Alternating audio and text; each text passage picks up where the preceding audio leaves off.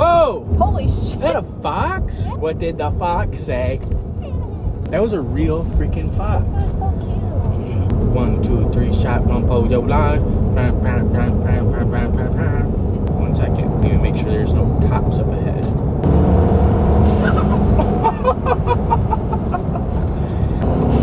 There's a cop right there. There's a cop. Oh my god, dude. Thank you guys for stopping by the DJ Customs YouTube channel, where I like to DIY all my car projects and I have no idea what's going on. And occasionally, I like to destroy everything in the process. First thing is first, let's get into this wrap though, okay? This thing is like 5 years old, and it is, you can tell it's 5 years old. There is cracks, chips, dings, dents. The wrap is definitely faded from what it used to look like, and it is probably chemically bonded to this car. So we need to take this thing off. That's another video. Don't get ahead of yourself. Drop a comment below on what you think I should wrap this car with next. And if you say around a tree, you're too late. I already thought about that when the second IS-12 went out on this car. I thought about doing like a cool rusty bus. I thought it'd be fitting for a wagon since it's nice and long.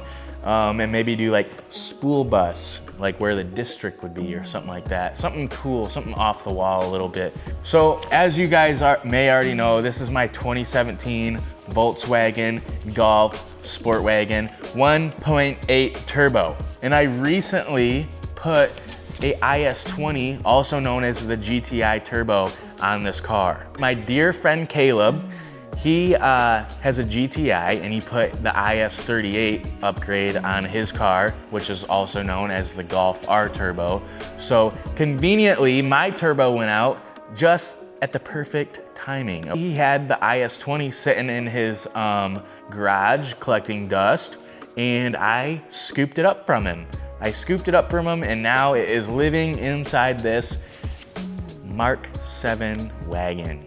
And it is the coolest thing ever, I swear to God. It is so cool. It makes so many cool noises, and it is fast and awesome, and I love it. So I have put about 100,000 miles on this car with my handful of years of ownership. And within those 100,000 miles, really nothing crazy has happened. So that's very cool. It's been a very reliable car, and I'm very happy with the purchase I made back in 2019. Within the last 30 to 40,000 miles, I have put twice turbos on this car, 2 IS-12s, and that is due to the faulty actuator and wastegate setup that these IS series turbos run. So my first factory turbo went out at about 80,000 miles, and I didn't think that was weird. I thought, you know, a turbo is good for about 80,000 to 100,000 miles. I was pretty happy with what I got out of it.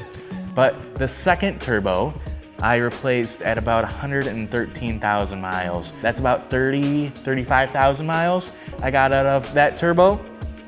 So that one was weird, but I got an IS-20 out of it and a super fast, not fast, but it's medium fast car. So that's cool. So my dear friend Caleb did end up gifting me the IS-20 that's sitting in this car right now, and I'm extremely grateful for that. But all free things do come with a cost, they say. Let's get into what my free turbo ended up actually costing me.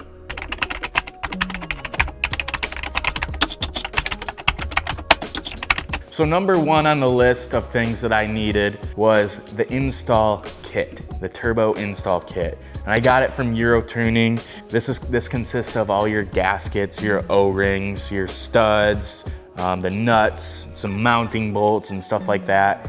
And it was very cheap, but it was also very necessary that I have these components. And that only cost me $34.52. That was a freaking steal. I don't think I could go to the hardware store and buy all of the things that I needed for less than that.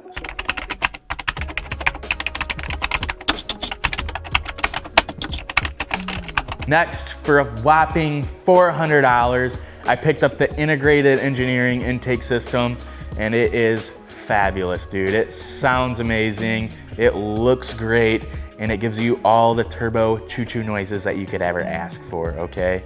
When you're running a bigger turbo, to get all that sweet, sweet cold air forced into that turbo and make all those great, great noises. And so that's what I went with, the IE intake turbo system. You may be asking yourself, Darion, did you go with a aftermarket catless downpipe? And all I got to say to that is frick no, all right? I don't like the way they sound. I don't like the way they look. I'm just kidding, you don't really ever see them. So, but yeah, I hate the way downpipes sound on these cars. It makes them sound like a Honda Civic. And if you say anything different, whatever, dude, I don't know. Ooh.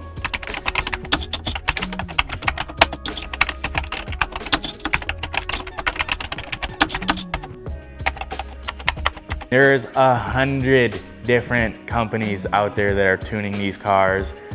Just right off the bat, you have APR, IE, frick, there's so many. I lost track of all their names. But I ended up going with the APR. And the only reason I went with the APR is because I've had previous cars tuned through APR and they never did me dirty. They never blew my car up or anything like that. So the APR UltraLink cost me $116. And that really wasn't bad because I didn't have to take the car to a shop and I didn't have to give them an extra $200 just for plugging my car in and downloading a software to it. The cool thing about the APR UltraLink is I had to wait for it through the US mail 3 days. Once that got here, I could spend another $750 to download a tune to my car. And conveniently, I had to go with the APR Stage 3 because that was the only tune that supports the IS-20. And I wanted to do it right, so that's how I did it. I did it right, okay? I did it right-ish because I didn't do an intercooler and I didn't do a downpipe. So I'm missing 2 components that tune is supposed to run. So I did it half-assed, I guess. I did it half-assed. I did it half-assed, I'm sorry. So the unexpected expense that I had, and this actually sucks, okay? So if you're taking a GTI turbo and you're putting it on a 1.8, you have to reset the actuator to calibrate it to the correct voltage, which still doesn't make any sense to me.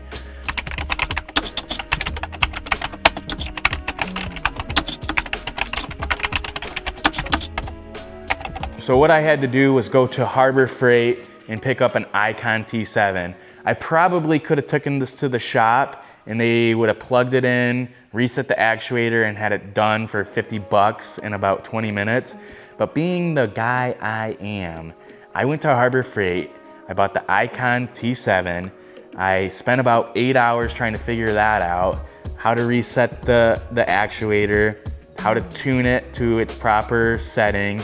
And yeah, all in all, it cost me about 8 hours and $400 to do that. So thumbs up to me, okay? Yeah. So all in all, my free turbo cost me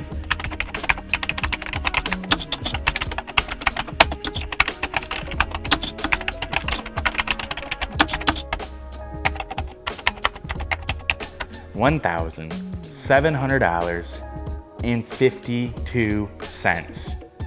Plus tax, plus Michigan sales tax for a turbo that was technically free. It robbed me of all of the cash that I had in my pocket. I ended up giving him my bank login information and I also gave him my social security number. So it all worked out in the end, but that's what I had to do. Some of you guys may be asking, Darion, was it worth it? Was the $1,700 worth it to put the IS-20 on it when you could have just spent $600 or $700 on an IS-12 replacement? Yeah, dude, it was freaking worth it. This thing is absolutely sick, dude. It makes all the cool turbo noises that I could ever ask for. It's fast again. I enjoy driving this car and I'm having a lot of fun with it. I drive it back and forth to work every day and I'm excited to get into it when I leave work. I don't have any any doubt in my mind right now that I'll keep this car for another 100,000 miles and just drive it. It's a lot of fun. And when this turbo goes, I'll put an intercooler on it. I'll put a downpipe if I have to. And I'm probably gonna go IS38. Pretty much the only thing I gotta hope for now is I don't send a connecting rod through the block of this motor. And if I do that, I'll be in the market for an RS3 drivetrain. So if you made it this far, you are the real one. Do not forget to drop your wild ass wrap idea in the comments below so that I can have free ideas on what I wanna wrap my car in next, okay? And if you enjoy watching me spend money on unnecessary things, make sure you hit the subscribe button. I appreciate it. Thank you guys for watching, and I will catch you guys in the next one.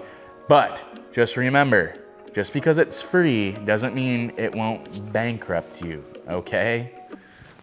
See you guys. Thanks for watching. Mwah.